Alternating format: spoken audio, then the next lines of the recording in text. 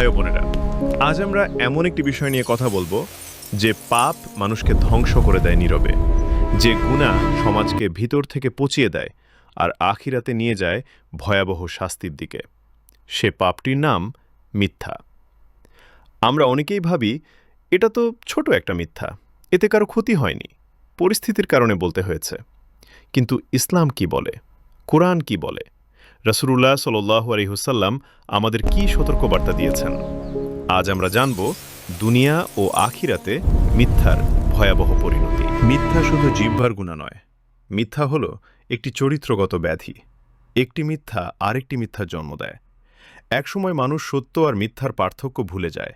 আজ যদি তুমি মিথ্যা বলো বাঁচার জন্য, আগামীকাল মিথ্যা বলবে সুবিধার জন্য, আর পরশু অভ্যাস হয়ে যাবে। আর যখন মিথ্যা অভ্যাস হয় তখন ঈমান দুর্বল হয়ে পড়ে। আল্লাহ মিথ্যাকে সরাসরি ঈমানহীনতার সাথে যুক্ত করেছেন। আরও বলেন, নিশ্চয়ই আল্লাহ মিথ্যাবাদীদের হিদায়াত দেন না। হিদায়াত না পাওয়া মানে কি? মানে সঠিক পথ থেকে বিচ্যুত হওয়া, অন্ধকারে পড়ে যাওয়া। এটা কি সামান্য শাস্তি? আল্লাহ বলেন, ধ্বংস তাদের জন্য যারা মিথ্যাচারী। কোরআনে ধ্বংস শব্দটি হালকাভাবে ব্যবহার হয়নি।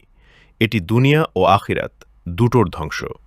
মিথ্যা সমাজে ছড়িয়ে পড়লে ন্যায় বিচার থাকে না, বিশ্বাস থাকে না, মানুষ মানুষকে সন্দেহ করে।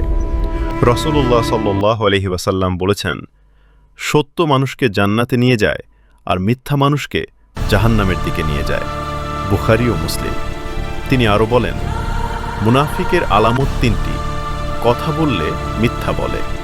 ভাই ও বোনেরা, কেউ কি চায় মুনাফিক হিসেবে পরিচিত হতে?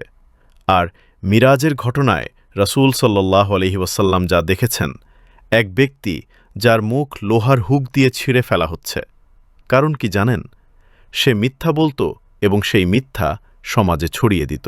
দুনিয়াতে মিথ্যার মল বিশ্বাস হারিয়ে যায়, সম্মান চলে যায়, মানুষ দূরে সরে যায়। একদিন এমন সময় আসে, তুমি সত্য বললেও মানুষ বিশ্বাস করে না, কারণ তুমি একদিন মিথ্যাবাদী ছিলে।